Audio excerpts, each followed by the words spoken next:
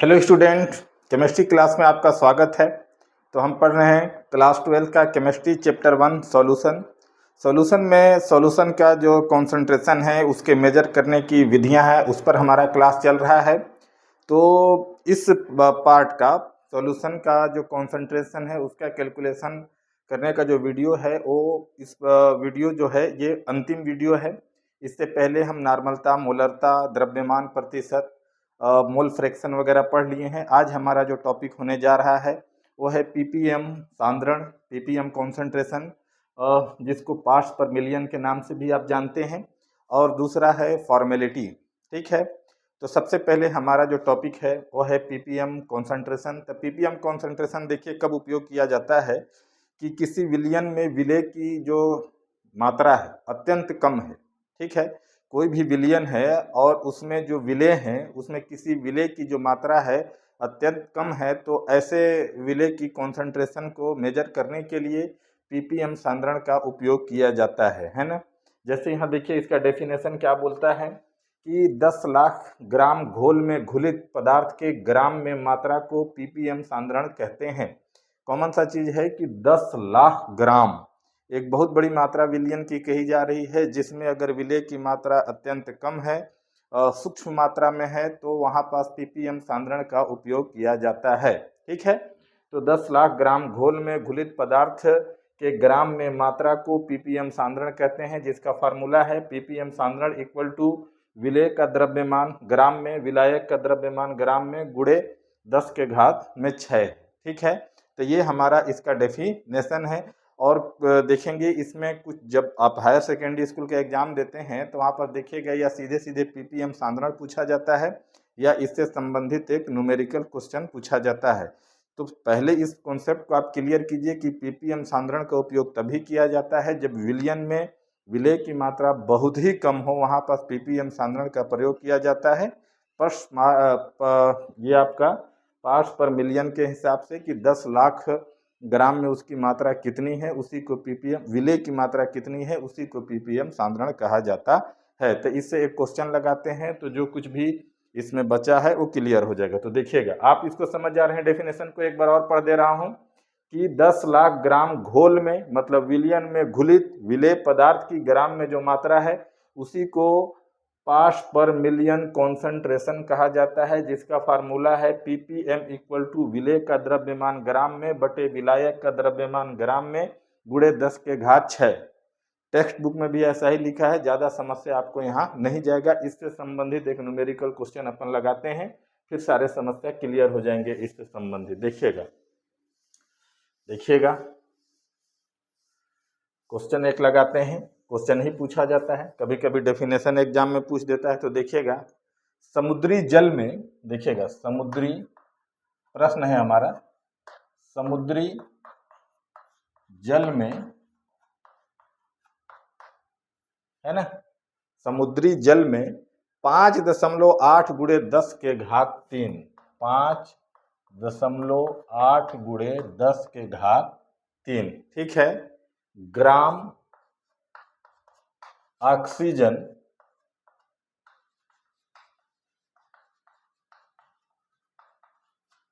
ठीक है, ऑक्सीजन प्रति 1 किलोग्राम जल में उपस्थित है। ऑक्सीजन प्रति 1 किलोग्राम जल में उपस्थित है। ठीक है, उपस्थित है। तो यहां पास जो है आपका ऑक्सीजन का पीपीएम सांद्रण ज्ञात करना है। ऑक्सीजन का पीपीएम सांद्रण, पार्ट्स पर मिलियन, है ना, सांद्रण ज्ञात कीजिए। ठीक है, अब यहां पर देखिए जो विलेय का द्रव्यमान दिया हुआ है उसको आप देखिए, हल में हम जा रहे हैं, क्या में, हल में जब हम पहुंच रहे हैं तो देखिए जो विलेय का द्रव्यमान है, मास ऑफ सॉल्यूट, ठीक है, विलेय का जो द्रव्यमान है आप देख सकते हैं कितना है, वो है 5.8 गुणे 10 के घात -3 ग्राम है। और जो विलयन का द्रव्यमान है, ठीक है, जो विलयन का द्रव्यमान है, अब देखें क्या है विलयन का द्रव्यमान, है ना, मास ऑफ सॉल्यूशन, वो जो बता रहा है वो 1 किलोग्राम बता रहा है। 1 किलोग्राम का आशय है 10 के घात 3 1000 ग्राम। तो आप देख सकते हैं कि इस अंक के तुलना में ये कितना छोटा है, अर्थात बहुत ही कम मात्रा में उस समुद्री जल के नमूने में ऑक्सीजन की मात्रा है। तो ऐसा ही कम मात्रा को मेजर करने के लिए पीपीएम सांद्रण का उपयोग किया जाता है। तो जो फार्मूला है आपका पीपीएम कॉन्सेंट्रेशन बराबर विलेय का द्रव्यमान, यही पढ़े हैं अभी जस्ट पीछे, विलेय का द्रव्यमान, ठीक है, ग्राम में बाई विलयन का द्रव्यमान,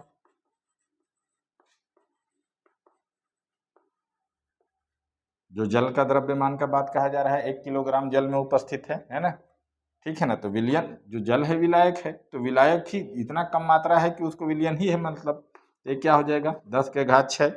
तो यहाँ पर देखिएगा आगे क्या हो जाएगा 5.8 गुणे 10 के घात 3 बट्टे क्या हो जाएगा 10 के घात, जल का मात्रा क्या है 10 के घात 3 और यहाँ पास क्या है 10 के घात 6। तो ये 10 के घात 3 से 10 के घात 6 कट जाएंगे, तो यहाँ 10 के घात 3 हो जा रहा है। तो 10 के घात 3 यहाँ प्लस में है, 10 के घात 3 यहाँ माइनस में है, तो ये एक दूसरे को कैंसिल आउट कर देंगे। तो सिर्फ कितना बच जा रहा है 5.8 ppm हो गया आंसर आपका। इसी को आपको एग्जाम में 2 या 3 नंबर मिल जाते हैं। तो मैं समझता हूँ कि पीपीएम सांद्रण जितना आपको हायर सेकेंडरी स्तर पर आपको समझना था उतना ये पर्याप्त है। दूसरा आज का हमारा टॉपिक है फॉर्मेलिटी या फॉर्मलता। इसको डिलीट कर दे रहे हैं, स्क्रीनशॉट लेना चाहें तो ले सकते हैं। चलिए आगे बढ़ते हैं। हमारा जो दूसरा आज का टॉपिक है फॉर्मेलिटी या फॉर्मलता। इसको थोड़ा सा समझिएगा कि आप बुक में जब भी टेक्स्ट बुक को खोलते हैं तो फॉर्मलता का जो है एक हेडिंग देखते हैं और वो जो है 4-5 लाइन में ख़त्म हो जाता है, ना उस पर जनरली आप न्यूमेरिकल क्वेश्चन देखते हैं ना कुछ देखते हैं। इसके पीछे का कारण ये है कि फॉर्मलता को सिर्फ ऐतिहासिक महत्व की वजह से आपके टेक्स्ट बुक में लिखा गया है, ठीक है। जब विलयनों की कॉन्सेंट्रेशन मेजर करने की जब मोलरिटी कॉन्सेप्ट को लाया गया तो सामान्य अणुओं किसी भी अणुओं के लिए वो बनाया गया जो मतलब सॉल्यूट के रूप में किसी विलयन में अवेलेबल है। लेकिन कुछ हमारे रसायन शास्त्रियों ने ये देखा कि सारे अणु जो है ना उसी फॉर्म में विलयन में नहीं है, कुछ जो है विलयनों में जाते ही वो आयोनाइज आयरनों के रूप में है, आयन के रूप में है, और कुछ जो है डाइमर के रूप में है, द्विलक के रूप में है। कि जैसे कि मान लीजिए कि जब भी आप बेंजोइक एसिड को, है ना, आप जब भी बेंजोइक एसिड को, ये बेंजोइक एसिड के फार्मूला है, जब बेंजीन में घोलते हैं, किसमें घोलते हैं बेंजीन में घोलते हैं, तो ये क्या हो जाता है इसका पॉलीमराइजेशन हो जाता है और ये द्विलक बना लेता है, ठीक है, बहुलीकरण करके द्विलक बना लेता है। मतलब यूं कह लीजिए कि बेंजोइक अम्ल जो है बेंजीन के घोल में कुछ इस प्रकार से होता है, इसके आपस में एक एक अणु जो होते हैं जुड़ जाते हैं, है ना, आपस में इसके 2 अणु क्या हो जाते हैं जुड़ जाते हैं,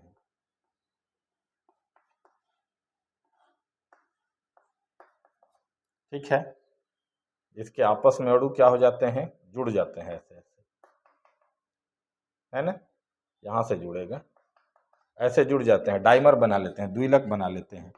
तो हमारे रसायन शास्त्रियों ने ये अनुमान लगाया कि इसका अपेक्षित जो सूत्र द्रव्यमान है जस्ट डबल हो जाएगा और सांद्रता को बाधित कर देगा।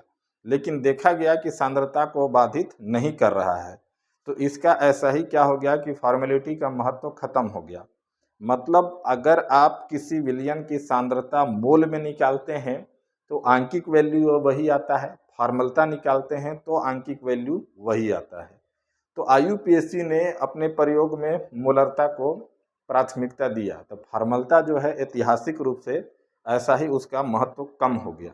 अब चूंकि फॉर्मेलिटी शब्द का प्रयोग किया गया, कॉन्सेंट्रेशन को कैलकुलेशन करने के लिए प्रयोग किया गया, तो ये आपके रसायन और सिलेबस में शामिल है। तो इसको भी पढ़ लिया कीजिए, डायरेक्ट फार्मलता के बारे में कभी कभी क्वेश्चन पूछ लिए जाते हैं, तो फार्मलता ले देकर यही है, ठीक है। इसके अब फार्मलता के बारे में आगे बढ़ते हैं, फार्मलता के परिभाषा को देखते हैं। तो फार्मलता का परिभाषा बोलता है कि किसी 1 लीटर विलयन में उपस्थित विलेय के ग्राम सूत्र द्रव्यमानों की संख्या को क्या बोला जाता है? विलयन की फार्मलता कहते हैं। ठीक है, विलयन की फार्मलता कहते हैं। तो डेफिनेशन को एक बार बोर्ड में लिखे हैं, उसको भी देख लीजिए। देखिए क्या कह रहा है कि 1 लीटर विलयन में घुले हुए विलेय की ग्राम सूत्र भारों की संख्या को फार्मलता कहते हैं। फार्मलता को कैपिटल F से दर्शाया जाता है। तो इसके डेफिनेशन को देख लीजिए। इसका डेफिनेशन हो जाएगा, डेफिनेशन तो लिखा हुआ है, सूत्र को देखिए। फार्मलता F बराबर विलेय का ग्राम सूत्र भार बटे विलयन का आयतन लीटर में, है ना, ग्राम सूत्र भार संख्या,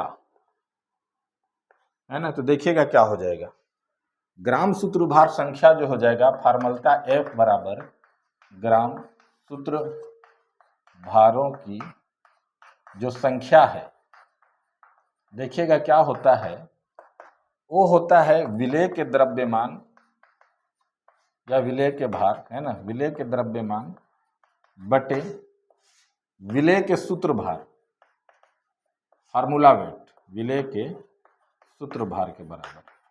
ठीक है, अगर इसको मैं W से दर्शा देता हूं और विलेय के सूत्र भार को फार्मूला वेट इसको दर्शा देता हूं, वॉल्यूम को जो है आयतन को मैं V से दर्शा देता हूं, और यदि उसको मिलीलीटर में मापा जाए तो फार्मलता F बराबर हो जाएगा, दिया गया विलेय का जो भार है वो हो जाएगा, गुणे क्या हो जाएगा, 1000 हो जाएगा, बट्टे क्या हो जाएगा, फार्मूला वेट सूत्र भार, और आयतन हो जाएगा ये भी ml में। तो ये क्या हो जाता है, फार्मलता का फार्मूला हो जाता है। फार्मलता का क्या हो जाता है, फार्मूला हो जाता है। आप बुक में देखिएगा तो यहाँ कैपिटल F लिखा है, यहाँ W लिखा हुआ है, तो हमारे बच्चे कंफ्यूज हो जाते हैं कि ये F सेम है, ये F फॉर्मेलिटी है, ये FW फार्मूला वेट है। तो विलेय का जो द्रव्यमान है उसको जब हम फार्मूला वेट से डिवाइड करते हैं तो सूत्र भार संख्या आता है। क्या आता है, विलेय का सूत्र भार संख्या आता है। तो मोलरिटी के समान क्यों होता है कि मोलरिटी का भी फार्मूला आपने देखा है कि यही होता है कि मोलरता M बराबर, आपने पढ़ के आया है पिछले वीडियो में, WB बटे MB गुणे 1000 बटे क्या पढ़ के आया है आपने, भी पढ़ के आया है। तो यहाँ पास देखिए कि WB जो है विलेय की मात्रा है, WB जो है विलेय की मात्रा है। यहाँ पास वो आणविक भार को क्या बोल रहा है, फार्मूला वेट बोल रहा है। तो लगभग जब इसी आधार पर उनके आंकिक वैल्यू को निकालते हैं, है ना, जब आंकिक वैल्यू को निकालते हैं तो नॉर्मेलिटी और फॉर्मेलिटी दोनों का सेम आता है। तो हम पहले ही कह दें कि फॉर्मेलिटी को जो है आप अपने टेक्स्ट बुक में ऐतिहासिक महत्व के वजह से पढ़ते हैं, और कोई विशेष कारण नहीं है। IUPAC ने, international union pure applied in chemistry ने सजेस्ट किया कि मोलरिटी से ही इसको मेजर किया जाएगा कॉन्सेंट्रेशन को। तो वहाँ पर फार्मलता का महत्व ऐसा ही स्वयं धीरे धीरे कम हो गया। ठीक है, ये फार्मलता को सिर्फ इसलिए लाया गया कि अगर कोई विलेय जो है विलयन में वियोजित हो जा रहा है, आयनों में विभक्त हो जा रहा है, या दो अणु आपस में जुड़ जा रहे हैं, तो क्या फार्मलता को प्रभावित किए, मतलब कॉन्सेंट्रेशन को प्रभावित किए। अगर प्रभावित किए तो एक नया तकनीक को खोजा गया, लेकिन अंततः उन्होंने देखा कि किसी भी प्रकार से सांद्रता को प्रभावित नहीं कर रहा है, इसलिए मोलरता का महत्व पुनः बढ़ गया।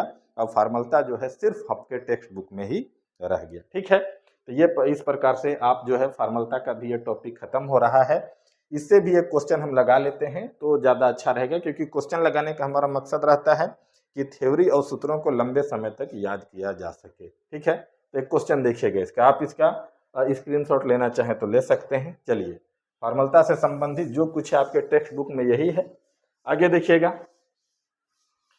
इससे एक क्वेश्चन लगा लेते हैं तो हमको लंबे समय तक याद रहता है न्यूमेरिकल प्रश्नों को जब भी हम लगाते हैं। तो देखिएगा, एक प्रश्न है कि 12.2 ग्राम बेंजोइक अम्ल को जल में घोलकर 12.2 ग्राम बेंजोइक अम्ल को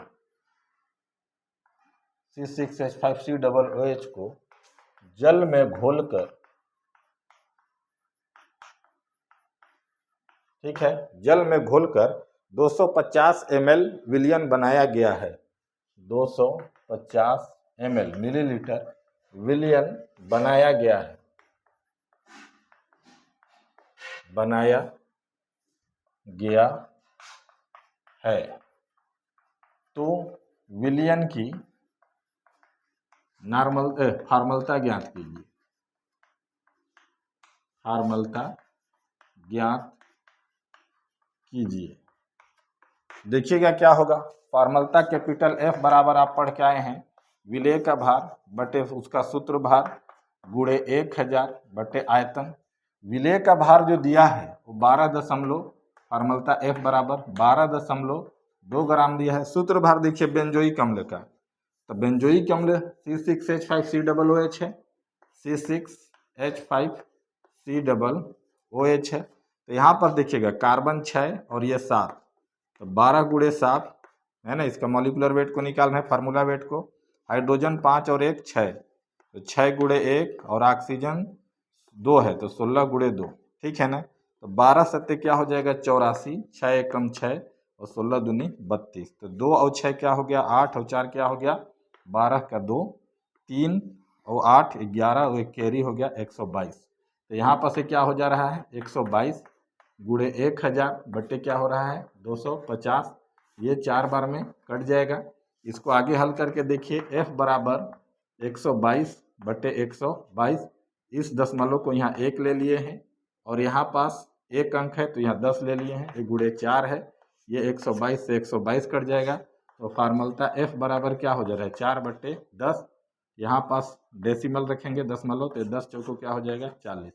0.4 फार्मल कॉन्सेंट्रेशन क्या आ रहा है 0.4 फार्मल। अगर यहाँ पास आप लिखते हैं मोलरता ज्ञात कीजिए तो भी आएगा 0.4 मोल, ठीक है। तो ये जो है पीपीएम सांद्रण और मोलर फार्मलता से संबंधित जो आपके एग्जाम में कभी कभी पूछ लिए जाते हैं 2 नंबर 3 नंबर में, तो मैं समझता हूँ कि अब एग्जाम में आपके हायर सेकेंडरी एग्जाम में आएगा, एनुअल एग्जाम में क्लास 12 केमिस्ट्री में, तो आप बड़ी आसानी से इसको बना लेंगे। तो आप अंसारी एजुकेशन यूट्यूब चैनल को आप लाइक कीजिए, सब्सक्राइब कीजिए, सपोर्ट बनाए रखिए। Thank you very much.